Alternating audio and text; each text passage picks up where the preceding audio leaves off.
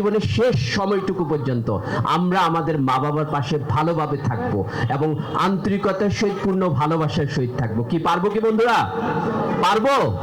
সবাই পারবো? শুধু তোমাদের জন্য একটা গল্প। ঢাকা শহরের স্বনামধন্য একটা স্কুল, তোমরা হয়তো নাম শুনে থাকবে, Motijheel boys government high school. সেখানে তোমাদেরই মতো বয়সের একটা ছোট্ট ছেলে পড়াশোনা করতো, তার নাম হচ্ছে নয়ন। সে ক্লাস 9-এ পড়তো। 9-এ প্রথম সাময়িক পরীক্ষার পরে তার রেজাল্ট হলো। রেজাল্ট কার্ড তার বাসায় নিয়ে যখন তার মায়ের হাতে দিল, তার মা খুব চোখ বড় বড় করে রেজাল্ট কার্ডের দিকে তাকিয়েছিল। কারণটা ছিল যে নয়ন ক্লাসে সে ফার্স্ট বয়, কিন্তু প্রথম সাময়িক পরীক্ষায় 9ম শ্রেণীতে সে দুটি বিষয়ে অকৃতকার্য হয়ে পড়ে, অর্থাৎ ফেল করে বসে। মা খুব অবাক হলেন, নয়নকে জিজ্ঞেস করলেন কারণটা কি? তুমি ক্লাসের ফার্স্ট অথচ তুমি 2টি সাবজেক্টে ফেল করেছো। নয়ন অনেক মায়ের অনুনয় পরে মাকে তথ্য জানালো যে মা, আসলে আমি একটু পড়াশোনায় মনোযোগ বসাতে পারছি না। মা খুব টেনশনে পড়লেন, স্কুলে গেলেন, ক্লাস টিচারের সাথে কথা বললেন। ক্লাস টিচারের সাথে কথা বলে যে তথ্যটি পেলেন, টিচার তাকে বলল যে নয়ন 9ম শ্রেণীতে ওঠার পরে প্রায় প্রতিদিনই ক্লাসে প্রায় সময় এসে অনুপস্থিত থাকে। মা খুব চিন্তায় পড়ে গেলেন, বাসায় গেলেন, আবার নয়নের সাথে কথা বললেন। কথা বলে যে বিষয়টি উদ্ঘাটন করতে পারলেন, নয়ন স্বীকার করলো মায়ের কাছে যে নয়ন 9ম শ্রেণীতে ওঠার পরে তার অসাধু বন্ধুদের পাল্লায় পড়ে সে মাদক গ্রহণ করছে। খুব ভয়ানক বিষয়। মা খুব চিন্তায় পড়লেন, ছেলেকে অনেক বুঝালেন। ছেলে মাকে কথা দিলেন যে আর কখনো সে মাদক গ্রহণ করবে না। অল্প কয়েকদিন যাওয়ার পরে হঠাৎ করে থানা থেকে মায়ের কাছে একটা ফোন আসে যে আপনার সন্তান নয়ন চিন্তায় করতে গিয়ে ধরা পড়ে আমাদের কাছে হেফাজতে আছে, আপনি এসে নিয়ে যান। মার প্রচন্ড রাগ হলো, এরকম একটি ভালো ছাত্র, এরকম একটি ভালো ছেলে মাদক গ্রহণ করে চিন্তাই করে রাস্তায়, এই জন্য পুলিশে ধরা পড়েছে। সে আর প্ল্যান করেছে যে না, আমি তাকে আর আনতে যাব না। এই রাগ থেকে মা গেলেন না। পুলিশ অনেক অপেক্ষা করে একসময় ছেলেটিকে ছেড়ে দিয়েছে। ছেলেটার অনেক রাগ হয়েছে যে মা আমাকে অনেক ভালোবাসে, অথচ এরকম বিপদের সময় আমার কাছে আসতে পারেনি। এই চিন্তা থেকে ছেলে আর বাসায় ফিরে নাই। সে তার অসাধু বন্ধুদের পাল্লায় পড়ে ফুটপাতের রাত কাটাতো, চিন্তাই করতো, মাদক গ্রহণ করতো।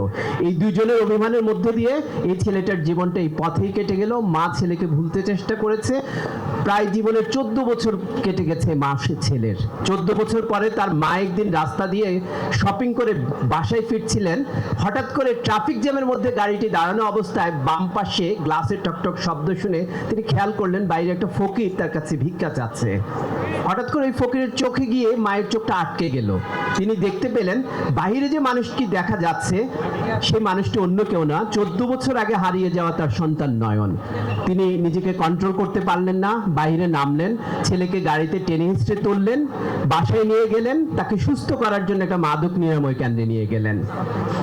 কিন্তু সেখান থেকে নয়ন নিজেকে আর আটকিয়ে রাখতে পারলেন না। আবার মাদকের নেশায় তাকে সেই অন্ধকার জীবনে, সে ওখান থেকে পালিয়ে গিয়েও সে অন্ধকার জীবনে নিজেকে আবার সঁপে দিলেন।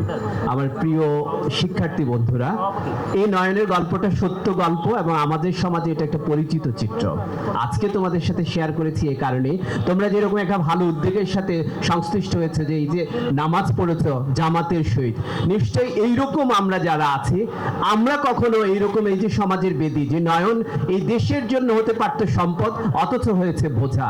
এই নয়ন তার মায়ের জন্য হতে পারত সবচেয়ে বেশি চক্ষু শীতলকারী সন্তান, অথচ সে হয়েছে তার মায়ের জীবনের সবচেয়ে বড় দুঃখের কারণ। আমরা যারা আজকে এরকম একটা অনুষ্ঠানের সুযোগ পেয়েছি পুরস্কার পাওয়ার জন্য জামাতের সহিত নামাজ পড়ার মধ্য দিয়ে, আমরা কি কখনো এরকম বাজে কাজের সাথে সংশ্লিষ্ট হব কখনো বন্ধুরা? আমাদের সাথে এটাকে কখনো মানায়? আমরা কি আজকের অনুষ্ঠানে ভালো উদ্যোগে এসে এই কমিটমেন্টও করতে পারি যে আমরা কখনো মাদক গ্রহণ করব না?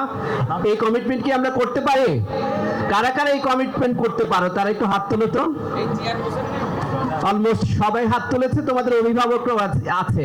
আজকের এই অনুষ্ঠানে অনেক ভালো কিছু হবে, এটা একটা ভালো কিছু মধ্যে অন্যতম যে তোমরা কমিটমেন্ট করেছো আর কখনো মাদক মানে বড় হওয়ার অর্থাৎ জীবনের শেষ পর্যন্ত মাদক কখনো স্পর্শ করবে না। এই তো কমিটমেন্ট, তাই না বন্ধুরা? ওকে, আরেকটা জোরে করে তালে দিয়ে দাও। ওকে, তোমাদেরকে অসংখ্য ধন্যবাদ। আমি কথা শেষ করে দিচ্ছি, তোমাদের তালিটা ভালো লেগেছে এই জন্য আরেকটা ছোট্ট গল্প, তাও একটা ছোট্ট মানুষের, একটা ছোট্ট ছেলের গল্প। ছেলেটা গ্রামে থাকতো, তার মাটা অন্ধ ছিল, খুব কষ্ট করে তাকে পড়াশোনা করাতো। ছেলেটা ক্লাসে খুব ভালো পড়াশোনা, অর্থাৎ সেও ক্লাসে ফার্স্ট বয় ছিল। আস্তে আস্তে বড় হতে হতে সে এসএসসি দিয়েছে, এইচএসসি দিয়েছে, ঢাকা বিশ্ববিদ্যালয়ে চান্স পেয়েছে। তার মা তাকে পড়াশোনায় হেল্প করার জন্য অন্ধত্ব অবস্থায় মানুষের বাড়িতে কাজ করে তাকে সহযোগিতা করত। শেষ পর্যন্ত সে ঢাকা বিশ্ববিদ্যালয়ে ভালো রেজাল্ট করে বড় একটা কোম্পানিতে জয়েন করেছে। সেখানে সে ভালো বেতনের টাকা, ভালো ভালো ভালো টাকা বিক্রি করত এবং এক পর্যায়ে সে নিজের প্রাচুর্যের অনেক, অর্থাৎ অঢেল প্রাচুর্যের অধিকারী হয়েছে। কিন্তু যখন সে খুব প্রাচুর্যের অধিকারী, তখন সে তার বৃদ্ধ, গ্রামে পড়ে থাকা বৃদ্ধ মাটাকে হঠাৎ করে ভুলে গেছে। মা সেখান থেকে অনেকভাবে তার সাথে যোগাযোগ করতে চেষ্টা করেছে, কিন্তু কোনোভাবেই ছেলের ব্যস্ততা, প্রাচুর্য নিয়ে সে তার যে বিভিন্ন, তার যে একটা সাম্রাজ্য তৈরি হয়েছে সেখান থেকে বের হয়ে গিয়ে আর মায়ের খোঁজ খবর নেওয়ার মতো তার সেই বোধ এবং তার সেই অনুভূতি তার মধ্যে মরে গিয়েছিল। এক পর্যায়ে হঠাৎ করে তার কাছে একদিন খবর এসলো তার মা মৃত্যু শয্যায়, তারপরেও সে যেতে পারেনি। কিন্তু যখন তার মাটা মারা গেছে একদম জীবনের শেষ সময়ে, সে যখন তিনি মরে গেলেন, তখন তার মায়ের প্রতি তার শেষ শ্রদ্ধাটুকু জানানোর জন্য সে লাশ দাফন করতে গিয়েছিল। যখন লাশ দাফন কাফন করে বাড়ি ফিরছিল, তখন তার বাড়ির পাশের এক ভদ্রলোক তার হাতে এসে একটা কাগজ ধরিয়ে দিয়ে বলল যে, তোমার মা যখন মৃত্যু শয্যায় ছিল, একদিন আমাকে ডেকে তোমাকে উদ্দেশ্য করে একটা চিঠি লিখে গেছে, এই চিঠিটাই আজকে তোমাকে দিলাম। ছেলেটা চিঠিটা হাতে নিলেন। চিঠির ভাষাটুকু এরকম ছিল যে, প্রিয় সন্তান, যখন এই চিঠিটি তুমি হাতে পাবে তখন হয়তো এই পৃথিবীতে আমি থাকবো না, কিন্তু তোমাকে আমি শেষ বেলায়, আমার জীবনের শেষ সায়ান্নে, যখন আমার খুব বেশি প্রয়োজন ছিল একমাত্র অবলম্বন হিসেবে তোমাকে, আমি যখন তোমাকে পাইনি, কিন্তু শেষ বেলা হলেও তোমাকে একটা সত্য কথা আমি জানিয়ে যেতে চাই। এই যে তুমি অন্ধ মাকে, হয়তো অন্ধত্বের কারণেও আমাকে অবজ্ঞা করেছো, কিন্তু আমার অন্ধত্বের কারণটা তোমার জানা নেই, সেটাই আজকে তোমাকে জানাতে চাই। তুমি যখন একদম ছোট ছিলে, আমি একবার তোমাকে নিয়ে তোমার নানার বাড়ি যাচ্ছিলাম, একটা গাড়ি অ্যাক্সিডেন্টে আমরা দুজনে আহত হয়ে তোমার দুটি চোখ নষ্ট হয়ে গিয়েছিল, চিরতরের জন্য তুমি অন্ধ হয়ে গিয়েছিলে। ডাক্তার জানালো যে কখনো তুমি আর পৃথিবী দেখতে পাবে না। তখন ডাক্তারকে আমি বলেছিলাম যে আমার কর্ণে, আমার চোখ যদি প্রতিস্থাপন করে আমার সন্তানকে ঠিক করা যায়, তাহলে আপনি এই ব্যবস্থাটুকু করুন।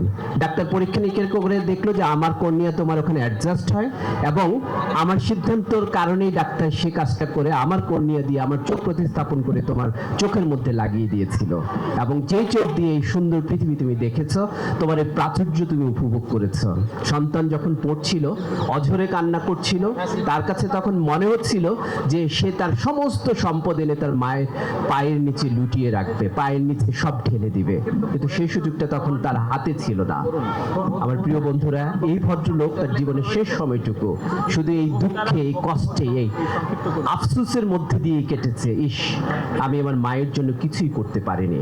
তোমাদেরকে এই গল্পটা শোনানোর কারণ একটাই, আমরা আমাদের মা বাবাকে প্রচন্ড ভালোবাসি, কিন্তু ভালোবাসাটুকু যখন দেখানোর, এটার যখন ফিডব্যাক দেওয়ার সময় হয়, তখন হয়তো এই অনুভূতিটুকু আমাদের অনেক সময় জাগ্রত থাকে না। আমি তোমাদেরকে, তোমরা ভালো ছেলে হিসেবে প্রুভ করেছো, এই জন্যই তোমাদেরকে অনুরোধ করবো আজকের অনুষ্ঠান থেকে আরেকটা মেসেজ তোমাদেরকে দিতে চাচ্ছি। জীবনের শেষ সময়টুকু পর্যন্ত আমরা আমাদের মা বাবার পাশে ভালোভাবে থাকবো এবং আন্তরিকতার সহিত, পূর্ণ ভালোবাসার সহিত থাকবো। কি পারবো কি বন্ধুরা? পারবো? সবাই পারবো? কথা দিচ্ছি।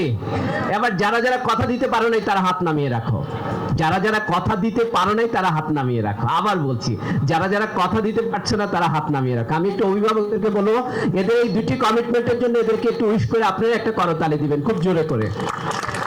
অনেক অনেক ধন্যবাদ আমার প্রিয় বন্ধুরা, অভিভাবকদের প্রতি অনেক অনেক কৃতজ্ঞতা, বিশেষ করে এইরকম একটি আয়োজনে যে আপনারা সঙ্গ দিয়েছেন, তাদেরকে এটার প্রতি সচেষ্ট থাকার জন্য যে আপনারা সহযোগিতা করেছেন, আপনাদের প্রতি অনেক অনেক কৃতজ্ঞতা, বিশেষভাবে কৃতজ্ঞতা। এইরকম একটা উদ্যোগ সারা পৃথিবীতে, বাংলাদেশে হয় কয়েকটা জায়গায়, হয় অল্প কয়েকটা জায়গায়। এটা একটা বড় মনের পরিচয় এবং এটা বড় একটা এক্সপেন্সিবল উদ্যোগ। এইরকম একটা উদ্যোগ যারা নিয়েছে তাদের প্রতি অনেক কৃতজ্ঞতা, এবং এই যে একটা পরকালের নিজেদের ফিডব্যাক পাওয়ার ইচ্ছে যে এই উদ্যোগটা নিয়েছেন, আল্লাহ যাতে এই উদ্যোগটুকু আমাদের সবার, ওনারা সহ আমাদের সবার জান্নাতের উসিলা করে দেয় প্রত্যাশা করে আমি আমার কথা শেষ করছি। আসসালামু আলাইকুম ওয়া রাহমাতুল্লাহ।